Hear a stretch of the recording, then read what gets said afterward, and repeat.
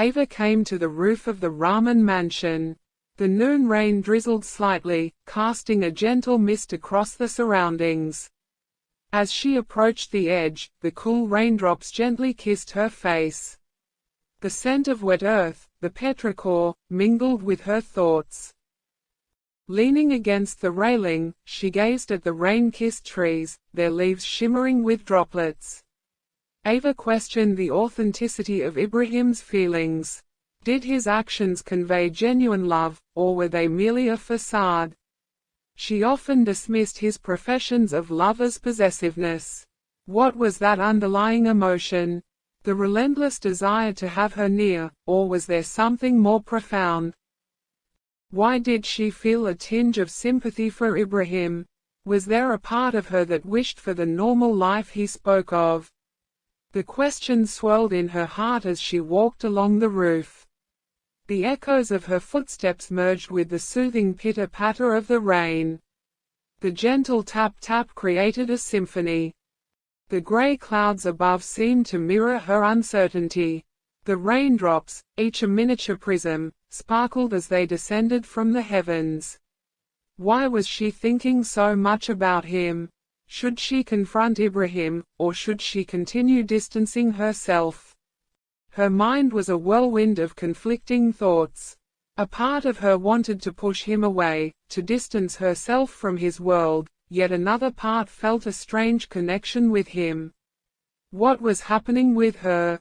Ava got lost in thought. The kiss replayed in her mind. She subconsciously touched her lips, as if the sensation still lingered. For a fleeting moment, she admitted to herself that she had liked it. A tinge of guilt crept in, quickly dismissed by a vigorous shake of her head. The sound of approaching footsteps caught her attention, and she turned to see Samir entering the rooftop, dressed in a black suit. Less than greater than. 01. Hi, sister-in-law, Samir greeted with a polite smile, handing Ava's phone. Ibrahim said it was buzzing continuously, so he told me to give it to you. Ava took her phone and promptly remarked, "Don't call me sister-in-law, it's so awkward." Samir chuckled and inquired, "Then what should I call you?" "Anything but not sister-in-law. Just call me by my name," Ava replied, diving into her phone to check. She received many messages from her study group chats. "Okay," Samir agreed. He leaned on the railing. Then his eyes moved towards the driveway. After a brief pause, he asked, "Did something happen between Ibrahim and you?" Ava moved her gaze from her phone and looked at Samir. "Why are you asking?" Samir then pointed towards the driveway. Ava glanced toward the driveway where Ibrahim, in a suit, stood near the car. He was engrossed in a phone call. He occasionally took drags from a cigarette, the smoke swirling around him. Samir explained, "Ibrahim smokes when he feels disturbed. And you were standing here for a moment, that's why I asked." Ava muttered, "If he smokes when disturbed, then I should be smoking all the time, because my mind gets really disturbed for him nowadays." Samir turned to Ava. "What did you just say? I didn't hear properly." Ava smiled and mockingly said, "Nothing, I just said I gave him a headache. It seems I really gave him a big headache, and he's smoking to lessen it." Samir nodded, though he remained unclear about what Ava was talking about. "How did you give him a headache?" "By talking," she replied. Maybe. Okay, bye now. We have to go to the office," Samir said, signaling his departure. "Yeah, sure," Ava responded as Samir left. Ava once again shifted her gaze to Ibrahim, who was still engrossed in smoking and conversation while staring at the trees. Was he genuinely disturbed? But he was looking tough as ever with his 01 calm face. 01. Meantime, Ibrahim looked up at Ava after cutting his call. In an attempt to divert his gaze, Ava looked away from him. She was looking anywhere but Ibrahim. Oh no, it was embarrassing. What will he think now that she's watching him secretly? Shit, she thought. Ava glanced back at him again. She noticed he was now typing something on his phone. Simultaneously, her phone buzzed. She checked her phone. It was a message from Ibrahim. Don't catch a cold. It's raining. Go inside. I won't return until midnight. The room is yours till then. Feel free. She looked at him once more, this time locking eyes with him. Though there a big distance between them, Ava could see his eyes. Those brown eyes. And he looked handsome today too in black suit. Ava continued to watch. Samir approached Ibrahim, and both men got into the car, departing from the mansion. Alara was engrossed in watching a football match between Malaysia and Thailand, munching on a bowl of mixed dry fruits. The cheers from the passionate fans echoed through the apartment as Malaysia made a remarkable goal. Football was immensely popular in Malaysia, with fans fervently supporting their national team in various tournaments. The sport served as a unifying factor, bringing people from different walks of life together. The doorbell interrupted the match. It was his day off, so Farah and he decided for a date. Alara hurried to open it, revealing Farah standing outside. He welcomed her. Welcome. I was waiting for you. Why are you so late? Farah entered. It's raining, and I couldn't find a cab. I took the bus. You could have just called me, Alara said while closing the door. Farah casually lounged on the sofa, tossing her purse aside. I just didn't want my dating partner to suffer. Handing her a water bottle, Alara teased. People usually go out for dates. You come to my house. Oh, one. Farah took the water bottle and retorted, I feel safe here. Plus, it's raining today. Better to stay inside. She looked at the screen. Whose match is today? It's Malaysia against Thailand. Do you follow football? Alara sat beside her. Farah shrugged. Not really. Alara explained some finer points of the game to Farah, making it an impromptu football tutorial, but Farah hardly could understand anything. The cheers and roars from the crowd in the stadium filled the room as Malaysia scored another goal. Farah looked at the screen and then Alara. He was enjoying the match. She was really feeling boring. She groaned, I'm so hungry, Alara. Alara replied, I'm ordering takeout. What do you feel like having? But Farah insisted, no, I want something you make. Your cooking is amazing. Alara sighed, it's an important match. I can't miss it. Can't we order something today? She crossed her arms, determined, no, I want something you make. I miss your cooking. Alara argued, but this match. Farah interrupted, Alara, can't you make an exception? It's your day off. Can't you just make me happy? Alara surrendered, fine, fine, play the match on my phone. Let's go to the kitchen. Alara stood up and went to kitchen and Farah was following him while setting Alara's phone to stream the match. In the kitchen, Alara asked, so, what do you want to eat? Farah thought for a moment and said, roti canai. Let's start then. Alara started preparing roti canai, gathering the ingredients and mixing the dough. And Farah sat on a stool, watching him attentively. Alara glanced at Farah and said, you know, you could help instead of just staring at me. Oh, one. Farah smirked, but watching you work is so entertaining. Alara chuckled, all right then, be my official taste tester. Farah eagerly responded, that's a role I can handle. Well, if you help me, I'll let you use my card for shopping tomorrow. Alara tried another method. Farah's eyes lit up. Are you telling I can shop with your money? Alara nodded. Of course. But in return, you have to make the chicken curry. Farah quickly stood up from the stool. Deal. Where's the chicken? While kneading the dough he answered, in the fridge. They worked side by side. The new chapters of their relationship were opening. Their laughter filled the kitchen, blending with the excitement from the football match playing in the background. Alara's phone continued streaming the football match. He occasionally glanced at the screen while flipping the dough. Unfortunately, by the end of the match, Malaysia lost, and Alara looked genuinely disappointed. Farah teased, "Looks like someone's not in a good mood." Alara disappointedly told, "Yes, I hoped Malaysia would win." Farah tried to make his mood a little happier, hope for the best time. She smelled the chicken. It was really looking good and tasty. Alara couldn't help but be impressed by Farah. You should participate in MasterChef. You really cook good. Farah looked at him. Not me, but you definitely should. Imagine winning and opening your restaurant. Alara raised an eyebrow. Leave the police station. Farah shrugged. Why not? You love cooking, and you're amazing at it.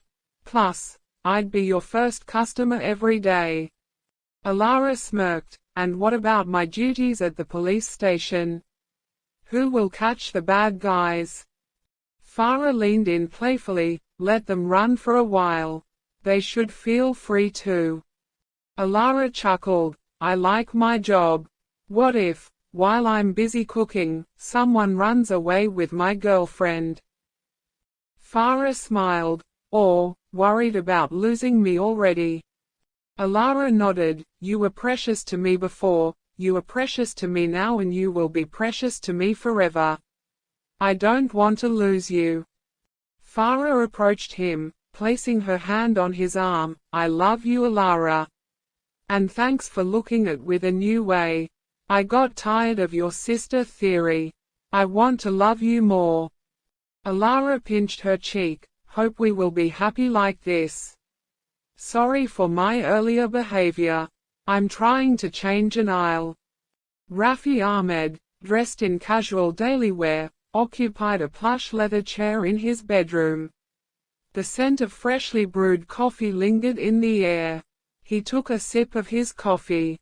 Sophia was not living with him after their fight. Now he was feeling so alone in the house. He looked at the large window. In the meantime, a henchman approached with a sealed envelope towards Rafi. Rafi's piercing gaze shifted from the window towards the impending message held in the henchman's outstretched hand. Rafi took it. His fingers tore into the envelope.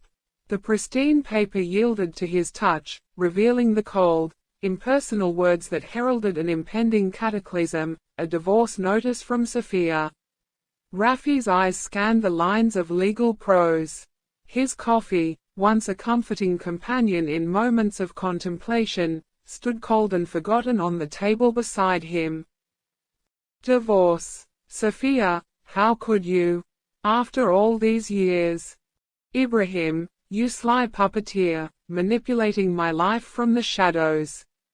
But mark my words, you won't escape unscathed. This is a declaration of war. Rafi's voice echoed in his room.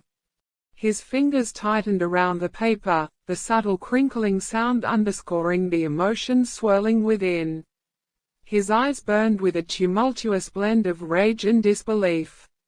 How can she abandon me now, when I need her the most? After everything I've built, everything I've sacrificed. Sophia, do you not understand the implications of turning your back on me? He slammed the divorce notice onto a glass table. He rose abruptly, the chair scraping against the marble floor as he paced. Ibrahim will pay for this. No one undermines Rafi Ahmed and escapes unscathed. I won't let him tarnish my life. I won't. Less than greater than. 01. The soft patter of raindrops on the window accompanied Ava's gradual return to consciousness from sleep. She stirred in her bed, a moment of disorientation gripped her. She glanced around, her vision adjusting to the morning calm. Ibrahim's bed, however, remained untouched. She surveyed her surroundings, searching for any sign of Ibrahim's presence. Confusion clouded her thoughts. Did he not come home last night? Why am I even thinking about him? She muttered to herself, dismissing the notion. Yet, a subtle concern lingered in her mind, causing her to cast lingering glances at the vacant bed once again. A quiet sigh escaped her lips. After all, why should she care? Shaking off the thoughts of Ibrahim, Ava shifted her focus to the clock on the wall. The time mocked her, it was already 10 in the morning. Ava's realization struck her. Her exam loomed just a month away, and here she was, lost in slumber. She questioned her own actions, wondering why she had allowed herself to sleep in so much. Rising from the bed, Ava's bare feet met the cool floor. Her eyes shifted to the bedside table, where an unexpected addition caught her attention: a snow globe. The snow globe rested delicately on the bedside table, a crystalline masterpiece that held the essence of a winter wonderland within its glassy confines. Its sky-blue hue, reminiscent of a serene midwinter sky, captured the eye with a tranquil allure. Ava held the snow globe, captivated by its intricate beauty. Her fingers traced the glass surface of the globe. I never noticed it before, Ava whispered to herself. Inside this miniature cosmos, a quaint cottage stood as the focal point, nestled within a pristine landscape of snow. The cottage appeared as if plucked from a storybook, its chimney releasing delicate trails of imagined smoke into the crystalline air. The snowflakes, suspended in the liquid medium, created a ballet of delicate motion whenever the globe was stirred. Each flake sparkled as if touched by the magic of the first snowfall. The flakes were suspended in mid-air, added a touch of magic to the scene. Ava found herself lost in the beauty of the snow globe. With each gentle shake, the snowflakes twirled and danced. Ava played with the globe, turning it again and again as if she was enjoying the scenery inside the globe.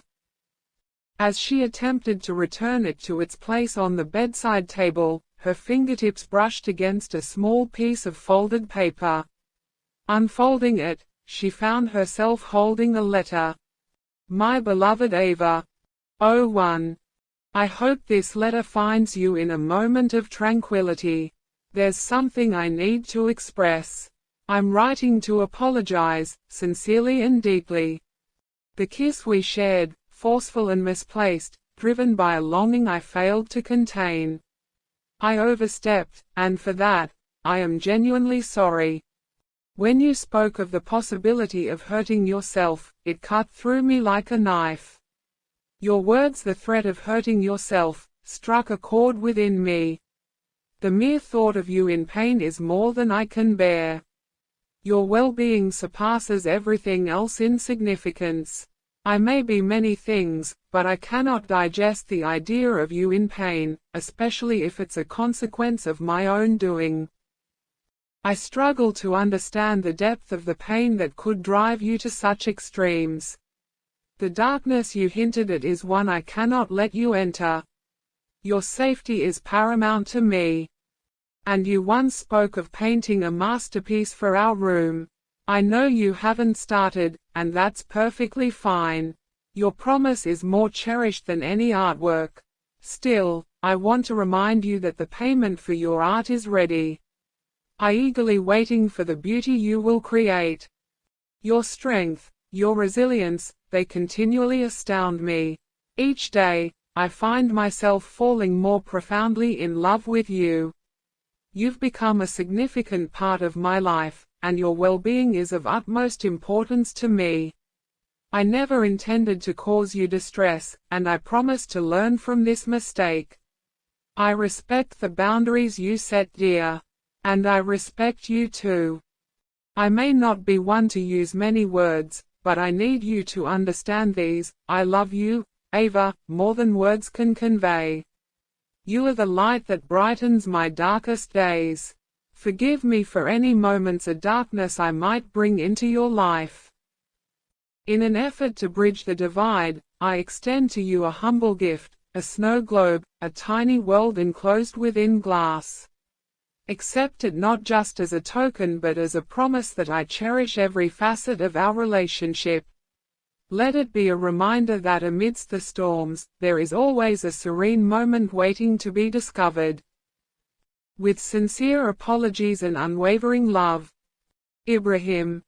Ava stood in awe. Her eyes widened as she absorbed the heartfelt words on the paper before her. Maybe he had come home last night and went early morning. But she was sleeping so she didn't notice. She never expected such a letter from Ibrahim. Oh one.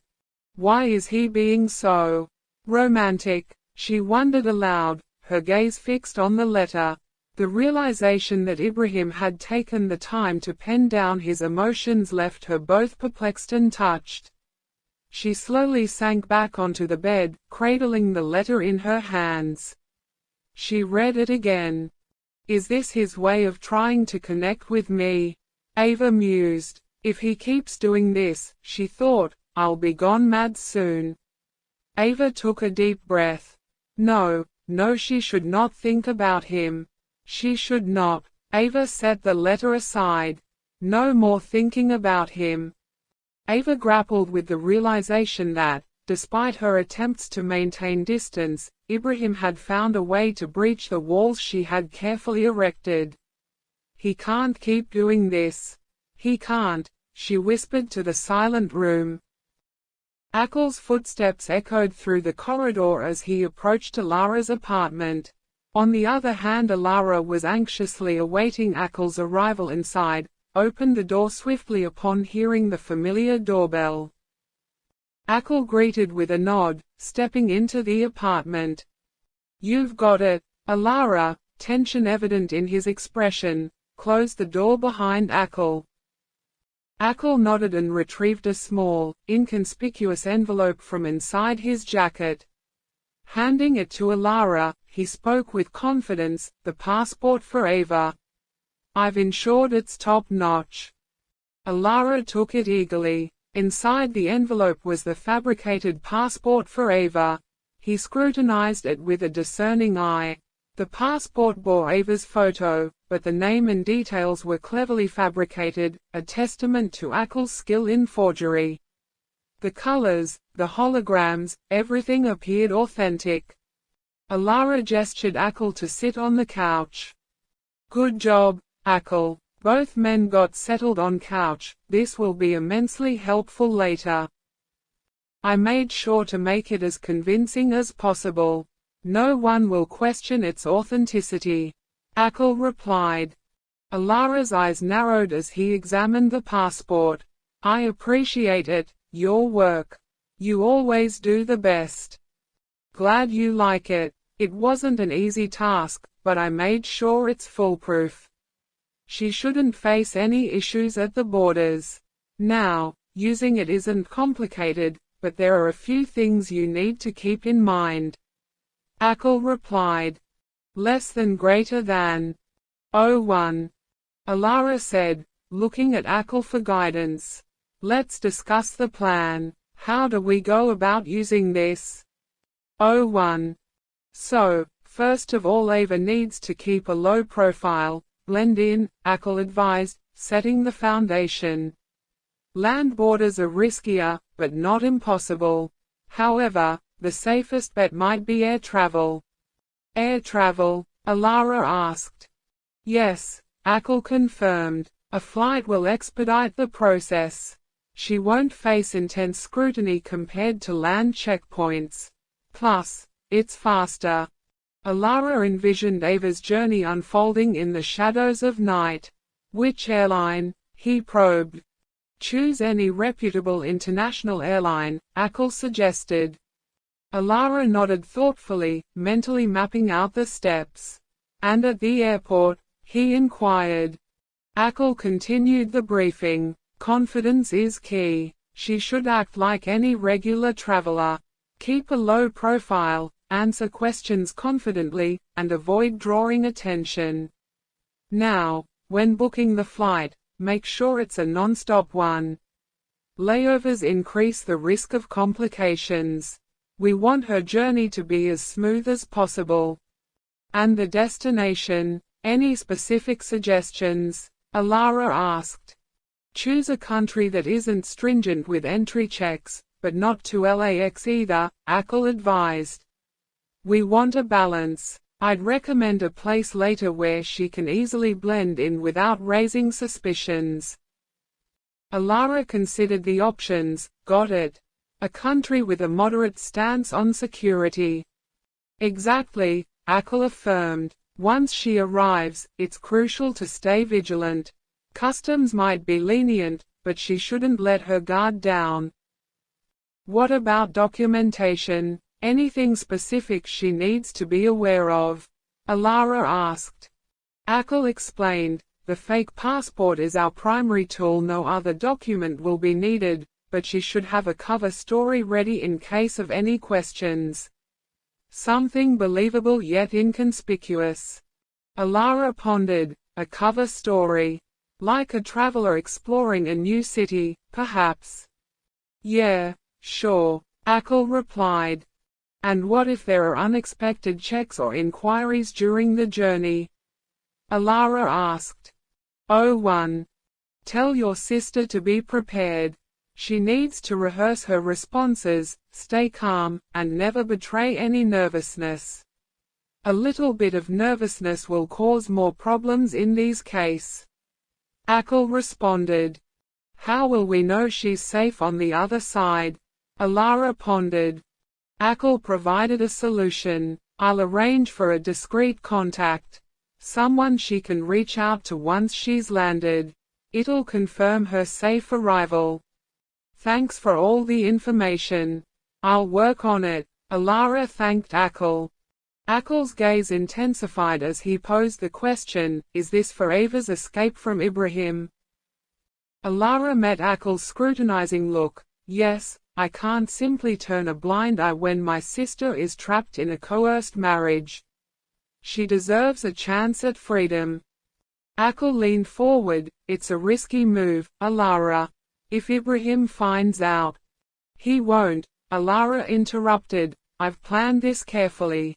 Ava deserves a chance at freedom, away from the life Ibrahim has forced upon her. Their conversation interrupted momentarily because Alara's phone buzzed with Farah's incoming call. Farah, Alara answered. Hey, why aren't you here yet? Farah's voice carried a teasing tone. We've got shopping plans, remember? I'm on my way, just 10 more minutes. Alara replied. He literally forgot about their plans.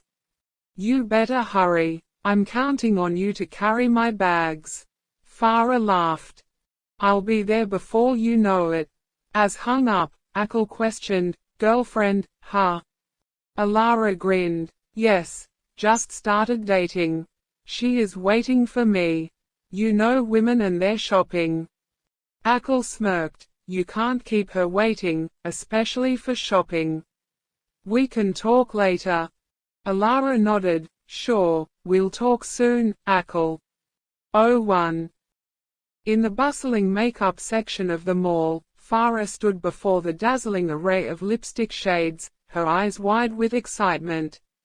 She was ready to choose a perfect shade for one. Beside her, Alara stood, burdened with shopping bags. He seemed kind of lost in a sea of hues.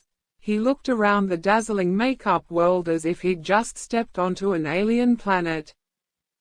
Holding 2 lipstick shades, Farah turned to Alara, ruby red or coral crush? What do you think? Alara, still recovering from the shopping spree's aftermath with bags in hand, stared at the lipstick options with a blank expression. They both look nice. Any color will suit you, Farah. Farah let out a sigh, hoping for more decisive input. Alara, they're different colors. Which one looks better? Alara furrowed his brow, genuinely perplexed. Aren't they both red?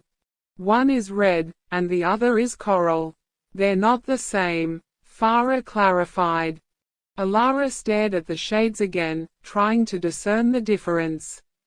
Oh, so it's red and red. Farah tried not to laugh at his confusion. Alara, you're hopeless at this. Just pick one. Alara randomly pointed at one shade. This one, passion red, maybe. Farah groaned, it's Coral Crush. Let's try another. How about this one? She pointed at another shade. Alara, squinting at the shades, ventured a guess. This one is, wine red. Farah raised an eyebrow, correcting him. No, it's Plum Paradise. Seriously, Alara, do you see any basic red here? Okay, they all look like some shade of red to me. Can't we just buy them all? Alara sighed. Farah shot him a look of disbelief. Alara, we're not buying the entire store. I need one color, just one. Feeling the headache approach, Alara gazed at the myriad of lipstick shades. How about we ask the store assistant? They might know. Alara went towards the store manager to seek help, and Farah stood by the lipstick stand and chuckled at Alara's confusion. Excuse me, Alara began hesitantly, my girlfriend is looking for a lipstick, and I can't figure out the colors. Do you have, like, a guide or something? The store manager, was experienced to dealing with a variety of customers, smiled warmly. Of course, lipstick shades can be confusing, but let me simplify it for you. We categorize them based on undertones, warm, cool, and neutral. Alara nodded, hoping this would clear up the confusion. Okay, so what does that mean? The store manager continued, warm undertones typically have hints of yellow, peach, or gold. Cool undertones lean towards blue, pink, or purple. Neutral undertones are a mix and can pull off both warm and cool tones. Alara scratched his head. He was really trying to process the information. So, we need a lipstick with undertones. How do I know her undertones? The store manager chuckled, it's about the skin. Does she look better in gold or silver jewelry? Alara frowned, I never noticed. Does it matter? The manager explained, it does. People with warm undertones usually look better in gold, while cool undertones complement silver. If she looks good in both, she might have neutral undertones. Alara blinked, gold or silver. I'll check that later, but what about colors? Can't we just pick a shade and be done with it? Well, it depends on her style and the occasion. Reds and corals are classic, while pinks and berries are great for a fresh look. Bold colors like plums and browns make a statement, the manager said. Alara's eyes widened, so many choices. He nodded and thanked the lady. Oh, one. Farah, who had been watching the entire interaction, couldn't hold back her laughter. Did you solve the mystery of lipstick colors, Sherlock Alara? Alara sighed dramatically. No, Farah. I talked to the color guru, and now my brain has officially stopped working. Farah burst into laughter, shaking her head. Just pick a random color, Alara. It's not that serious. Alara sighed in relief. Finally, some sensible advice. Random color it is then. He shrugged and playfully grabbed a lipstick at random. Farah chuckled, perfect. Let's hope your random choice works wonders.